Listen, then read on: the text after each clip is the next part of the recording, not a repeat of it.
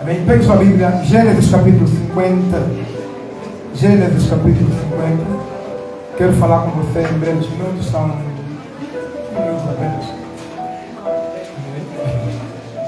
15 minutos apenas que eu quero falar com você sobre algo muito importante.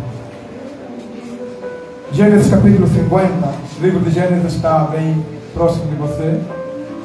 Então, não comece pela capa de trás. Tá? Vai demorar muito para chegar lá. Quem já encontrou, diga amém. Amém. Gênesis capítulo 50, versículo 19 e 20. Diz assim a palavra do Senhor. No entanto, José lhes assegurou: não tenhas qualquer receio. Acaso estou eu no lugar de Deus? O mal que vocês pensavam em fazer, o desígnio de Deus o mudou em bem, a fim de cumprir o que se realiza hoje diante de nossos olhos, salvar a vida de um povo numeroso. Agora, pois, não temais, eis que eu os sustentarei, bem como a vossos filhos. E assim ele os tranquilizou e lhes encorajou com palavras carinhosas. Pai, te agradecemos, Senhor. Fala no nosso meio. Pai, com um megafone na mão de um pregador eloquente, fala, Senhor, para o teu povo. Usa-me em nome de teu Filho Jesus Cristo. Abra o nosso entendimento para compreender a trajetória da tua palavra. Em nome do Senhor Jesus. Amém. Aleluia. Tome seu assento, por favor. Glória a Deus. Estamos aqui numa tarde de dança, onde o tema é trajetória. Trajetória é o que todos nós fizemos até chegar aqui. Vem o processo que tem uma flecha até ao seu alvo. Amém? É a trajetória de uma flecha, né? O caminho percorrido por uma flecha em direção ao seu alvo. E o texto que eu trago para partilhar com os irmãos é esse, Gênesis capítulo 50. O livro de Gênesis, como sabemos, é o livro do princípio. O princípio de todas as coisas. O princípio da criação, o princípio do pecado, o princípio do perdão, o princípio da misericórdia, o princípio do erro, o princípio do acerto, o princípio do engano, o princípio da recuperação, o princípio da criação e, na verdade, também o mesmo Gênesis já nos conta o princípio, nos contando o fim de todas as coisas. Gênesis, acreditamos nós que foi escrito pelo nosso irmão Moisés, numa revelação que Deus lhe deu. Então nós vamos ver Moisés aqui em Gênesis a contar para nós a trajetória do menino chamado José. José, filho de Jacó, Yosef ben Jacob, né? José, filho de Jacó, está ali agora com seus irmãos que estavam tristes, que estavam angustiados, porque seu pai acabara de morrer. E eles tinham medo, porque eles sabiam o que fizeram contra José. Estavam num culto de adolescentes, então estão bem próximos da escola dominical, fazem ideia de quem eu estou a falar, de que história eu esteja a falar. Então José foi vendido por seus irmãos, porque seus irmãos não gostavam muito da relação de seu pai com seu irmão. Porque Jacó amava mais a José do que os outros. Até porque José era o filho do coração de Jacó. Então Jacó tinha esse afeto, não apenas porque era filho da mulher que ele mais amava, mas porque José era o mais obediente dentre eles. Era o que mais ouvia seu pai. O resto não ouvia. Só para terem uma noção, eles deixaram as ovelhas de seu pai numa distância aproximadamente de 30 quilômetros. E foram gozar a vida, deixando as ovelhas.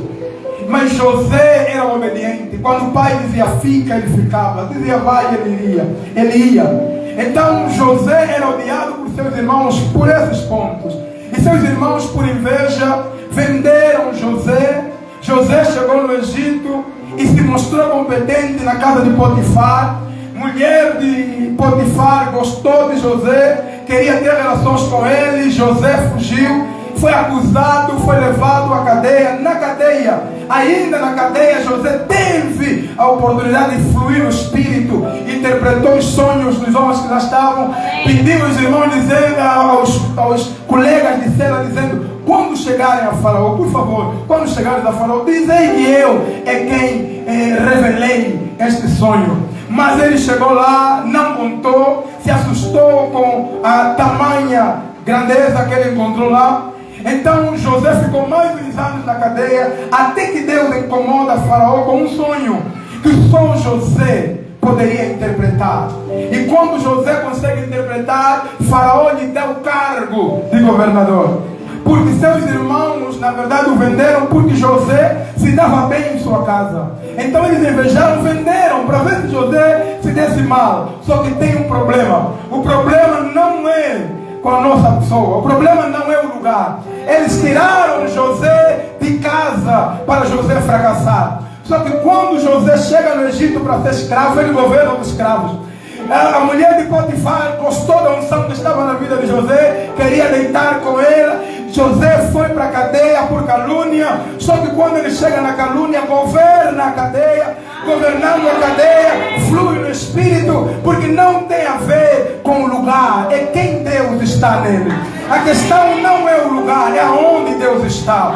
Eles invejaram porque José sonhava. Só que o que eles não conseguiram perceber é que, não obstante José sonhar, eles podiam interpretar. E eles não perceberam isso. José sonhava que 11 estrelas e a lua e o sol se dobravam diante dele, e eles interpretaram o que significava o sonho. Eu vejo aqui pessoas que conhecem, pessoas que pregam, pessoas que fluem no Espírito, e eles invejam essas pessoas, querem tirar elas do caminho, porque acham que tirando essas pessoas do caminho, elas irão fluir. Eu tenho uma novidade para você: a unção que está na cabeça do teu irmão não chega para a tua cabeça, porque cada cabeça tem unção dele. Então eles tiraram José do caminho, mas tinha um problema. Não era onde José estava, era quem José buscava, porque a presença faz toda a diferença. Eles queriam tirar José da jogada, só que a jogada não era deles.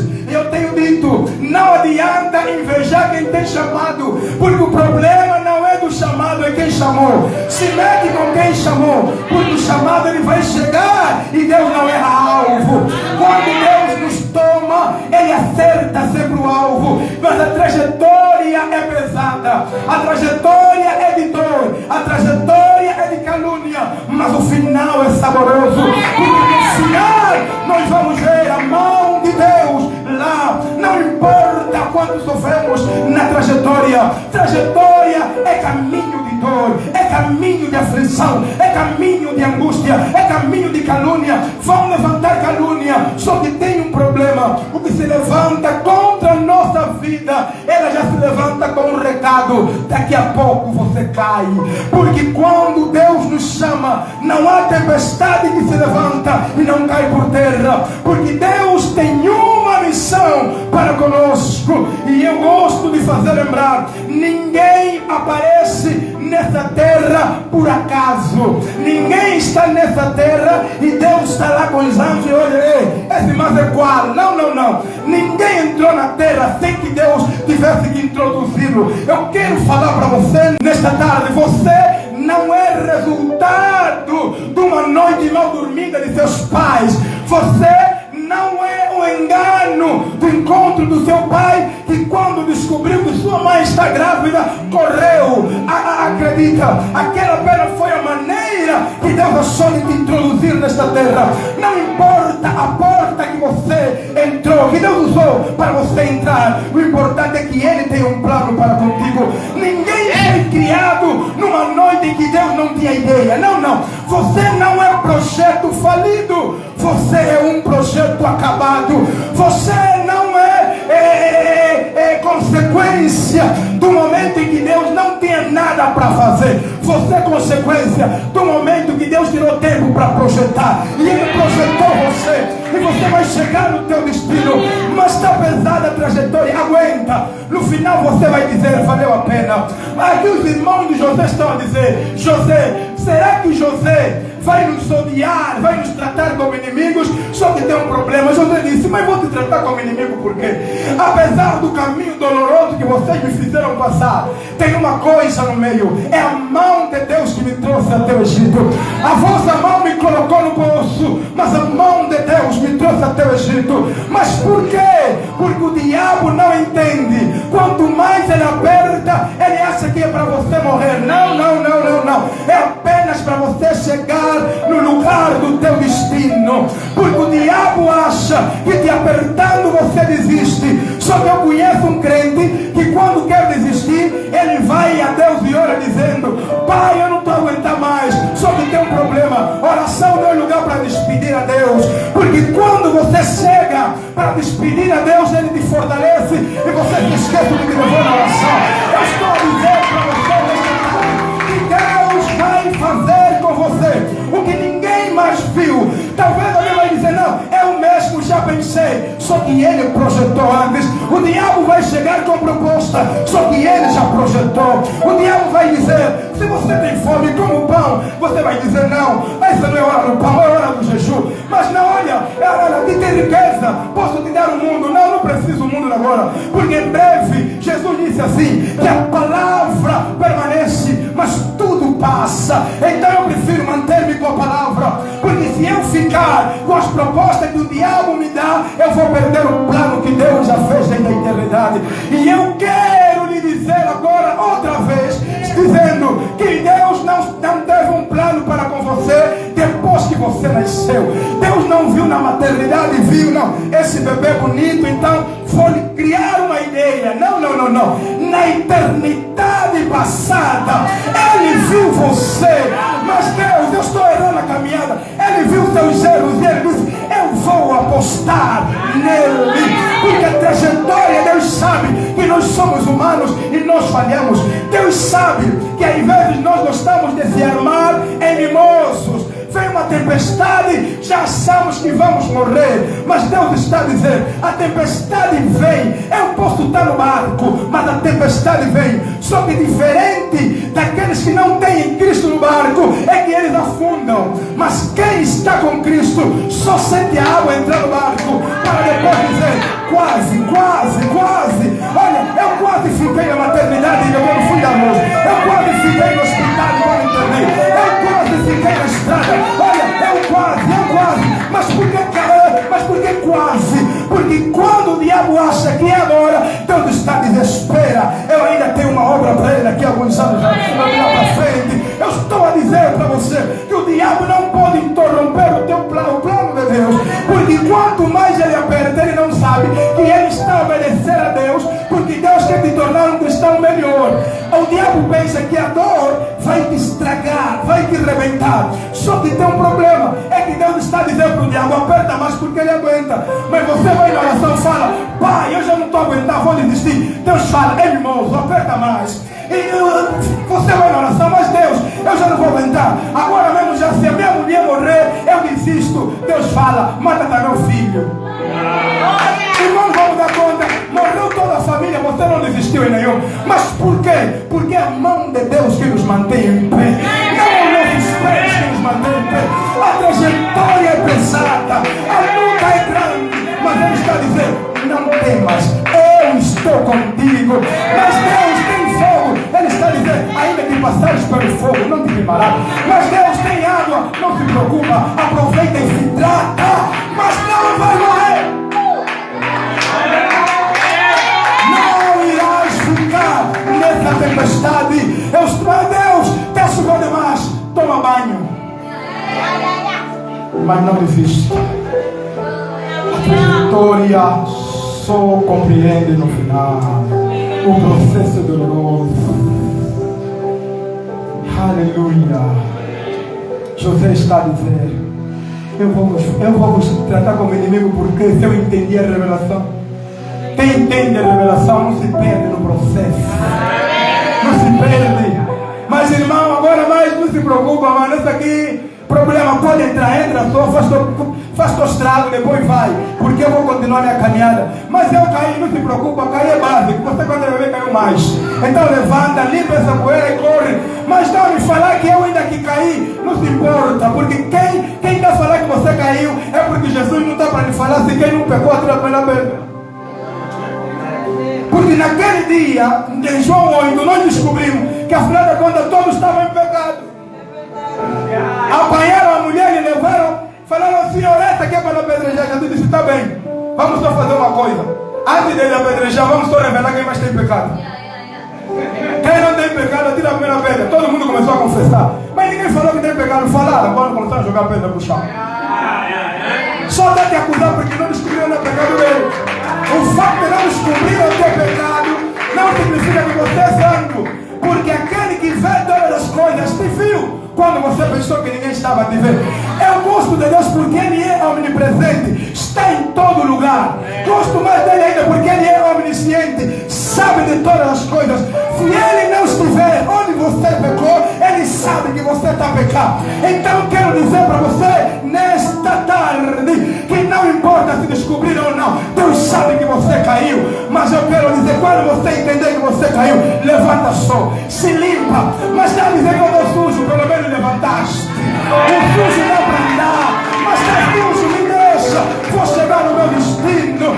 Mas está me puxar, deixa a roupa. José também lhe puxaram, ele falou, volta para o quarto. Ele disse, não, eu até posso ir para fora sem a túnica, mas não fico com a túnica no pecado. Não. Mas José, a tua túnica bonita está onde? Não, a túnica até é bonita, mas vale a pena estar sem a túnica bonita, mas santo diante de Deus. A túnica os homens viam, a túnica os homens aplaudiam, mas o coração Deus conhecia.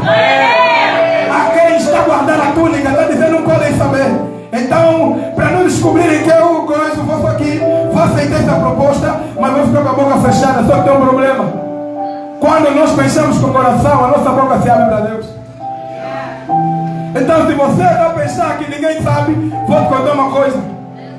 Tem pessoa na igreja que às vezes está ali, está no banco, está no grande pecado. Grande pecado é qual? Também não sei, porque não tem pecado grande nem pequeno. João disse assim, há pecado que quebra a morte e há coisa. Agora o que eu estou a dizer para você é o seguinte, você está no culto, todo mundo está a te ver, até está a cantar bem, até está a dançar bem, todos os toques estão a sair. O irmão que orou, que jejuou, está a tentar dar um toque, está a quebrar o pé. E todo mundo diz, pai, pecado. Só que tem um problema, tem alguém no culto que ele não vê roupa, não vê uniforme, ele vê uma coisa, vê o coração e ele vê a mão. Fala assim, esse povo me canta com lábio, mas o coração está distante. Então duas pessoas no culto sabem, você sabe e Deus sabe.